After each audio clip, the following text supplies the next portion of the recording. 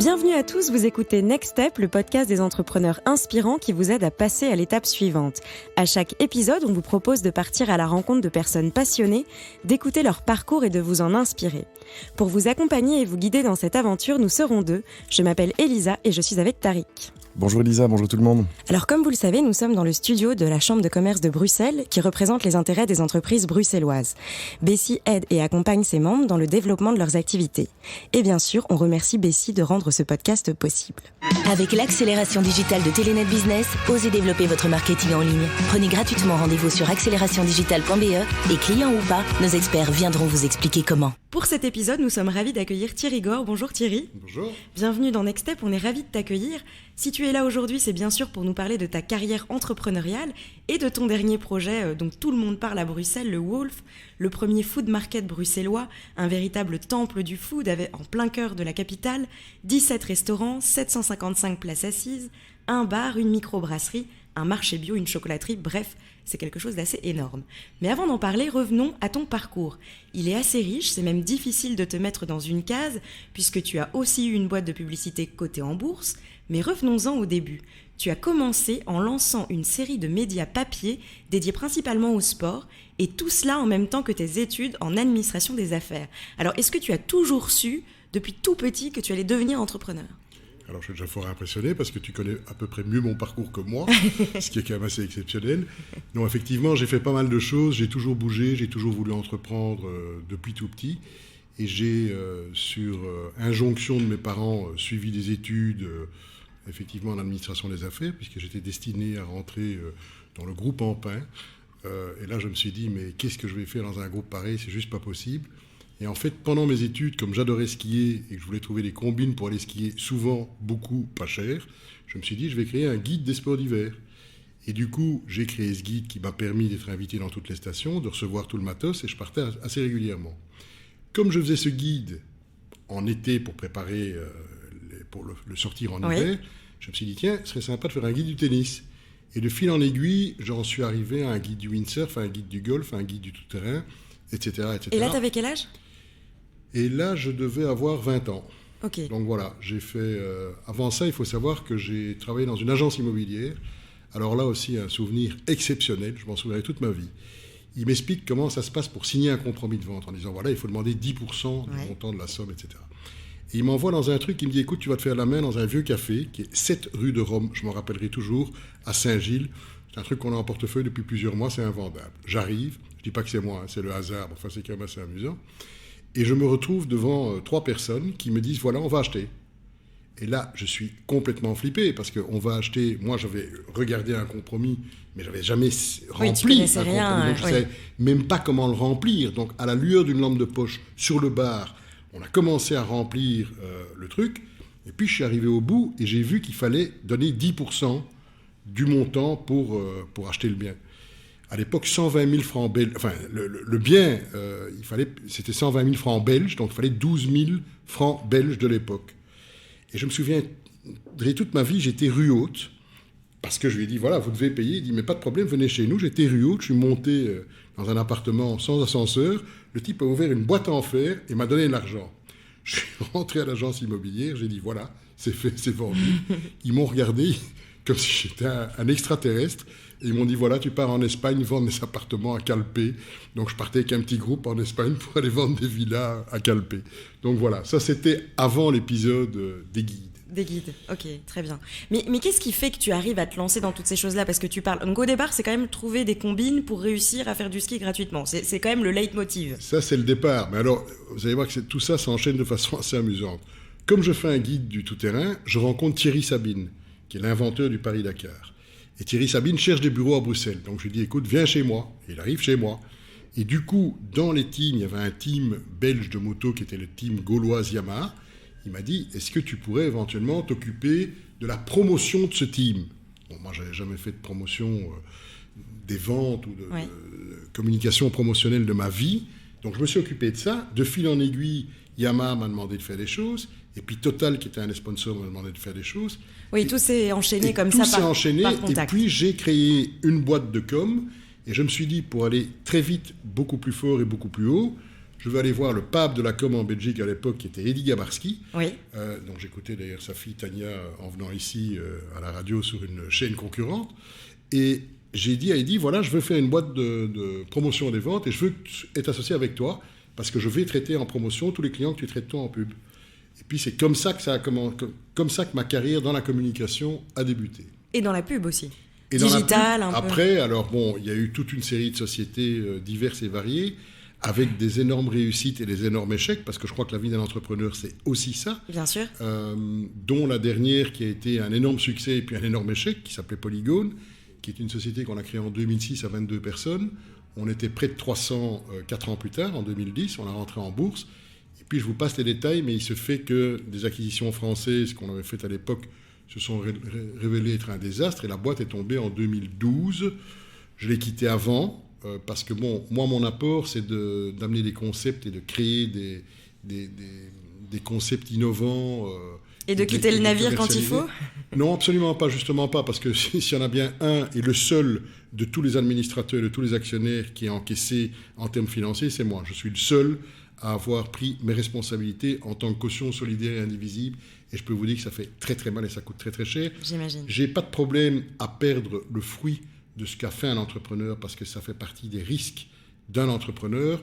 À partir du moment où on est le seul à assumer une caution solidaire et indivisible, là j'ai un peu plus de mal. Mais c'est un autre débat et un autre problème. Mais preuve en est que des échecs, même s'ils sont grands, peuvent aider à rebondir. Et voilà. Et ce que j'ai fait après en est peut-être un début de preuve. Et alors justement, hein, donc on a parlé de la publicité et de ta carrière, mais tu n'as jamais vraiment quitté le sport. Hein. Tu as créé beaucoup d'événements comme le circuit des Grands Prix Formule 40 à la voile, l'étape belge de la course de l'Europe à la voile, championnat du monde de funboard, aussi un film de ski aux États-Unis qui a reçu un Grand Prix. Enfin, finalement, est-ce que c'est une volonté de ne jamais rentrer dans les cases, de pouvoir multiplier le food, e-commerce, publicité, sport ?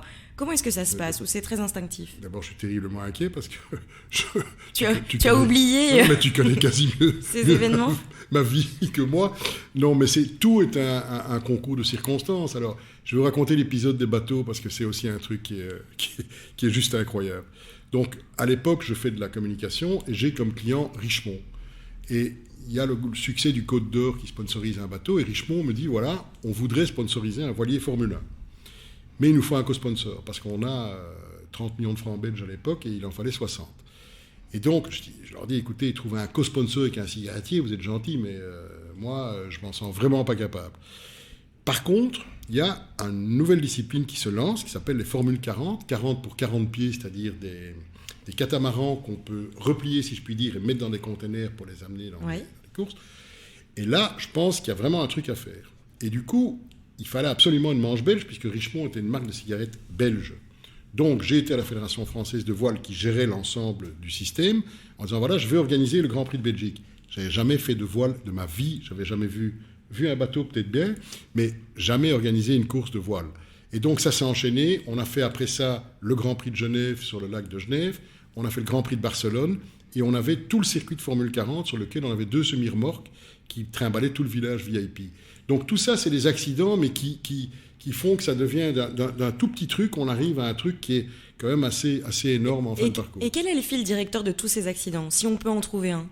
Mais c'est d'abord la passion d'entreprendre. Moi, je veux dire, quand je suis dans un projet, j'y suis à 110%. Donc c'est corps et âme, matin et soir, jamais rien lâcher. Ça, je crois que c'est vraiment le leitmotiv pour un entrepreneur. Une fois qu'on a une idée et qu'on est certain de son idée, d'abord, c'est de ne surtout pas en dévier et d'arriver au bout, parce que bon, avoir une idée, c'est 5%.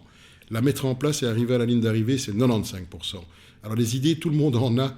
Le problème, c'est d'arriver au bout. C'est ça. Alors, sur ton site, justement, il est écrit, alors peut-être ça, je vais te l'apprendre aussi ou pas, je ne sais pas, Thierry Gore est un booster de marque. Tu es un booster. C'est quoi un booster ?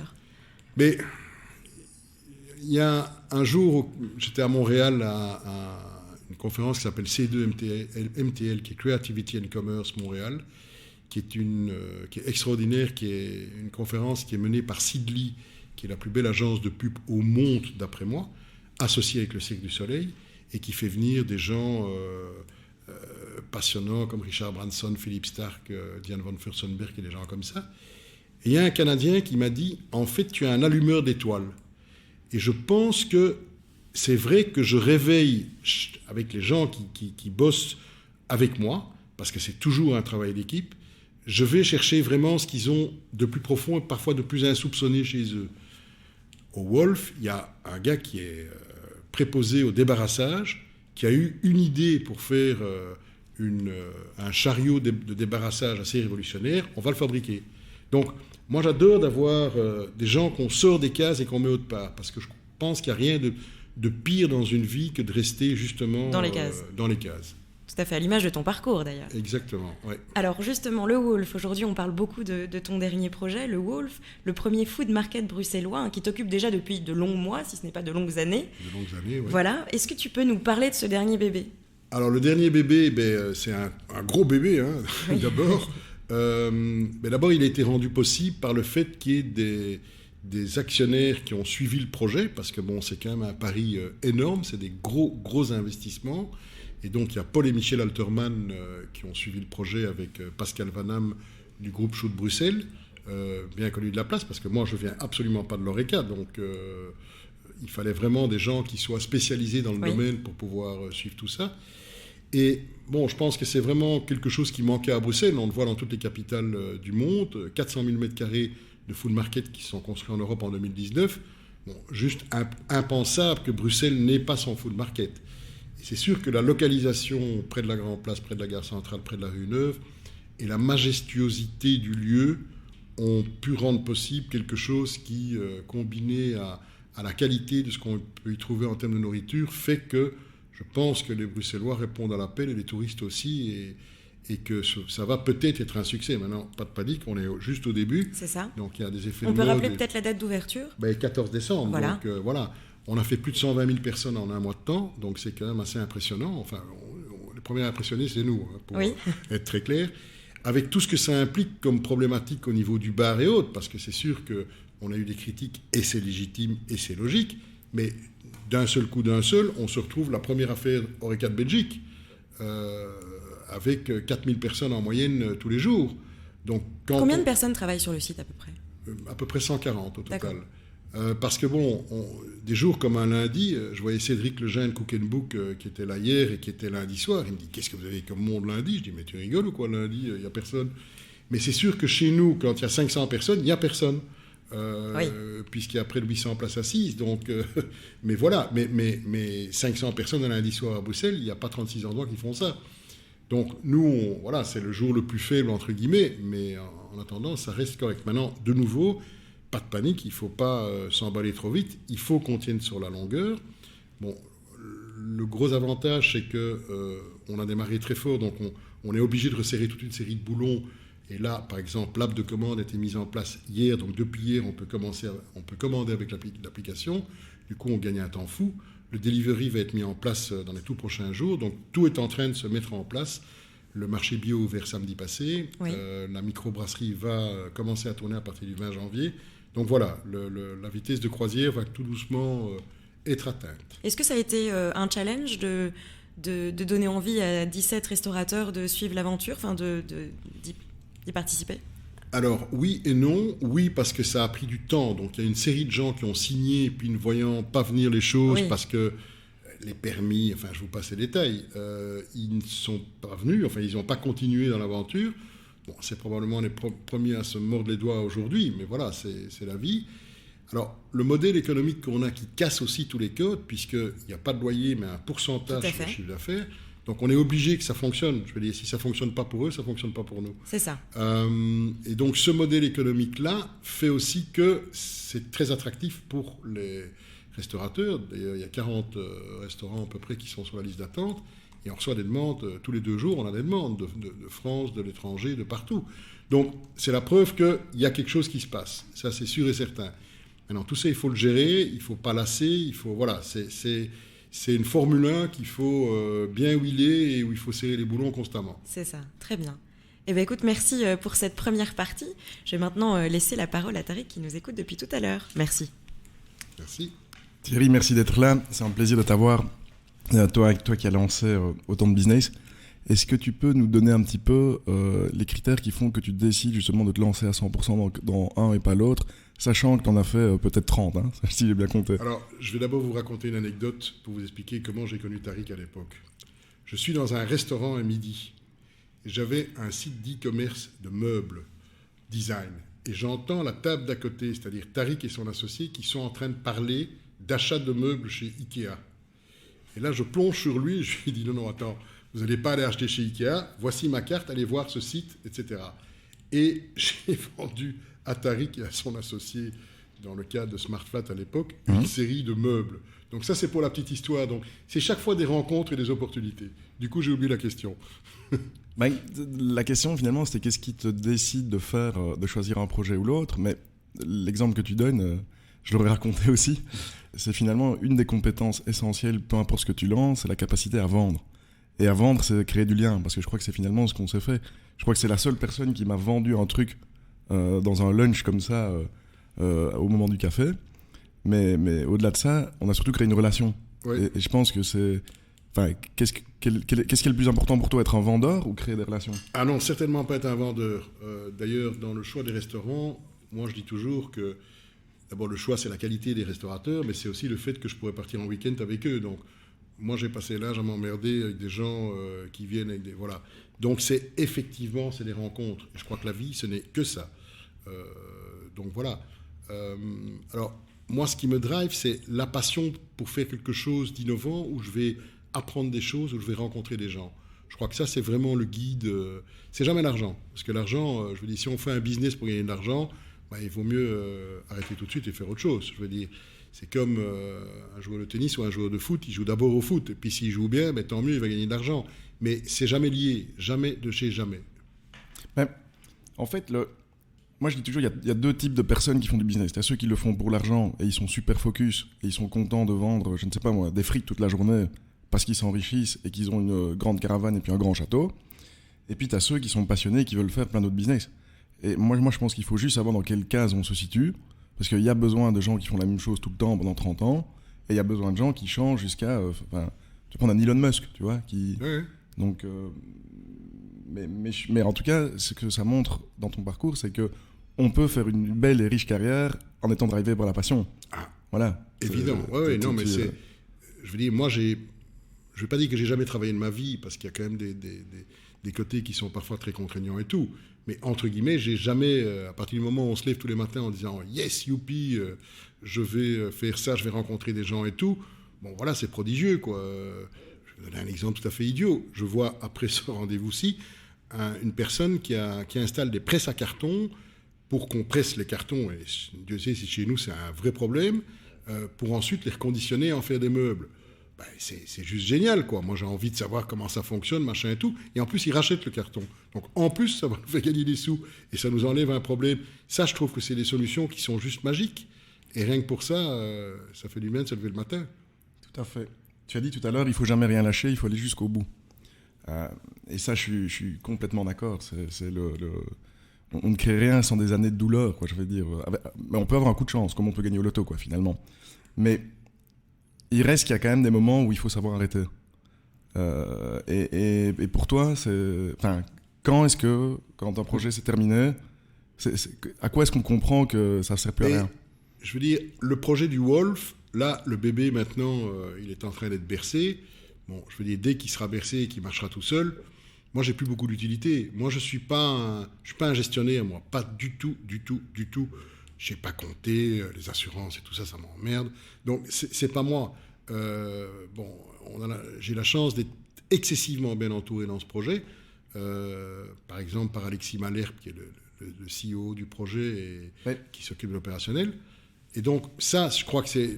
Voilà, la plus grande qualité, c'est de savoir s'entourer par des gens qui sont meilleurs que soi pour certaines tâches. Moi, ce n'est pas la gestion, ça c'est clair et net. Mais je veux vraiment creuser ça parce que finalement, pour des gens qui lancent un premier business, on va dire, il y a des gens qui nous écoutent et qui vont lancer leur première affaire. On pense toujours que l'idée, les gens vont tomber amoureux direct. Si moi je suis amoureux de mon idée, je vais trouver des clients. Bon, c'est normal, il faut d'avoir cette idée-là. Et puis quand on ouvre un business, il faut s'attendre à savoir ne pas se payer pendant longtemps. Moi, je crois que pendant 2 ans et demi, on ne s'est pas payé un bal. C'est normal, oui. Et tu dois t'habituer et tu dois savoir, si tu ne le sais pas, que tu vas perdre de l'argent pendant 1 à 2 ans, on va dire. Voilà. C'est clair et net. Mais je suis persuadé que la majorité des gens qui se lancent pensent que ça c'est la règle et que eux sont l'exception. Que pour des raisons XY, eux ne vont pas perdre de l'argent. Non. Et du coup, tu as fait de la pub. Donc ils disent aussi, on va d'ailleurs pas dépenser, tu vois, on va être économe. Et puis ça se passe souvent très mal, quoi. Mais donc, quand tu es dans un business normal, ça veut dire qu'il perd de l'argent au début, qu'il fait son cash burn, quoi, dans le langage des startups. À partir de quel moment est-ce qu'on peut se dire, là, il faut arrêter les pertes, quoi? Et je te parle pas de finance, hein, je te parle de dire le concept, il a pas pris, quoi. Oui, mais moi je pense qu'il y a des gens qui sont excessivement intelligents pour ça. J'oublie le nom de la fabuleuse start-up qui faisait des cuisines à domicile et qui vendait, j'oublie le nom là.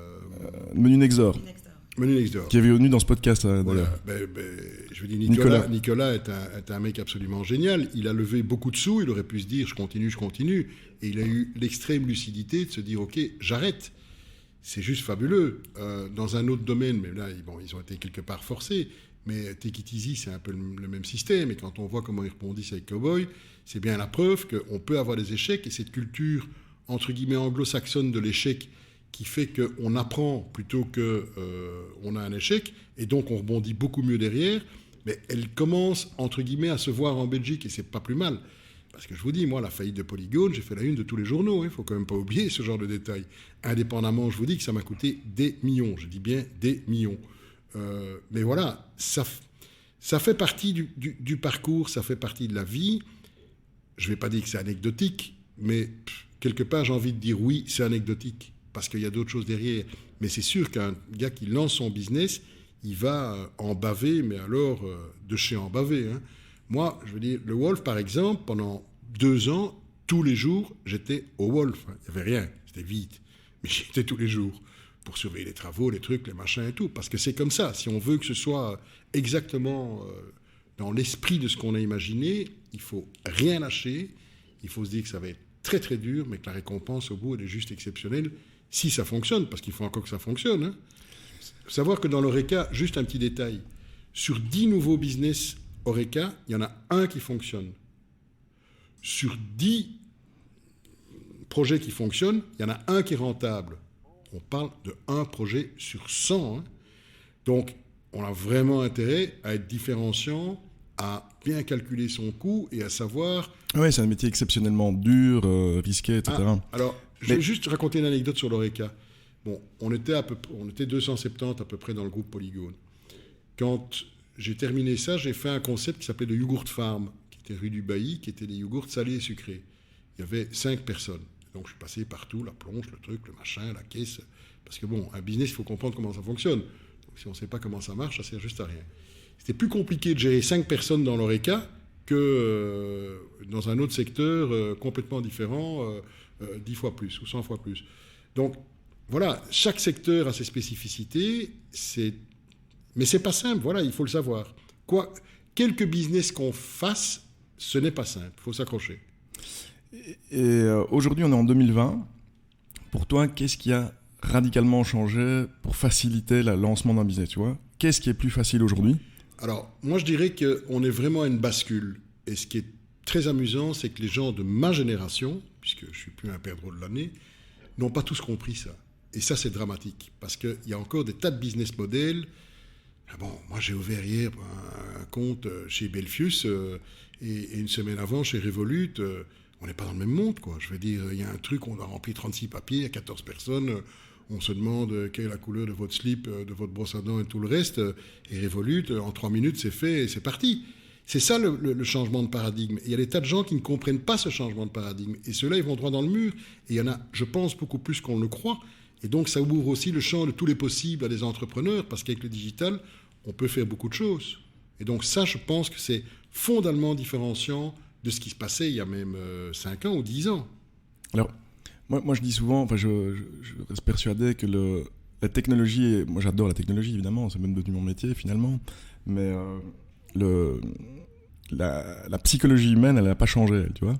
Je veux dire, on peut dire ce qu'on veut, qu'on n'a plus de patience, qu'on est comme ceci, comme cela. Fondamentalement, je pense que on achète ce qui nous donne envie, ce qui nous fait croire qu'on va... Tu vois, les fondamentaux de l'humain n'ont pas tellement changé, quoi, comme tu dis. Donc, et qu'est-ce que tu penses que peut-être on on oublie, tu vois, comme compétences ou comme valeurs ou comme fondamentaux. Moi, je trouve qu'il y a un mot qui ne revient pas assez, c'est la bienveillance. Je pense que c'est vraiment quelque chose d'essentiel aujourd'hui, dans un monde qui est quand même déshumanisé et qui est quand même complètement dingue. Hein, quand on voit ce qui se passe avec certains leaders mondiaux dans certains pays, on se pose quand même des questions. Je veux dire, tout l'aspect climatique, c'est pas une plaisanterie, quoi. Mais il y en a qui considèrent toujours que c'est une plaisanterie. Donc, je pense que la bienveillance est vraiment un mot clé dans tout ce qui va se passer dans les années à venir. Et c'est vrai que le digital n'est jamais qu'un outil pour aider à mettre en place et faciliter la mise en place d'idées innovantes. Je vais peut-être conclure là-dessus. Sur cette idée de bienveillance, il y a une citation, je crois, anglophone qui dit « Soyez sympa avec les gens, parce que les gens que vous rencontrez en montant, vous allez les retrouver en descendant. » Et je pense que voilà, le fait de t'avoir ici, c'est de dire une carrière de business, c'est long. Et donc on a une tendance à être court-termiste. Je vais faire une bonne affaire sur les meubles avec Thierry ou vice-versa. Alors que les vraies bonnes affaires, finalement, elles se font dans la longueur. Et donc, voilà. On est clair et net, oui, c'est sûr. C'est sûr que la longueur est importante. Voilà. Merci Thierry. Merci. On a quelques petites questions pour toi. Alors, l'objectif est simple, répondre assez instinctivement et ne pas trop réfléchir en un ou deux mots. Je réfléchis jamais. Très bien. Un conseil qu'on t'a donné et que tu aurais dû suivre.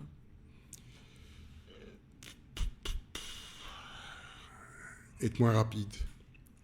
Le cliché qu'il faut oublier à jamais sur la vie des entrepreneurs. C'est facile. Une mauvaise habitude dont tu aimerais te débarrasser. Être plus posé. Le livre que tu aurais rêvé d'écrire. Je vais en écrire un bientôt. L'affaire Harry Kébert.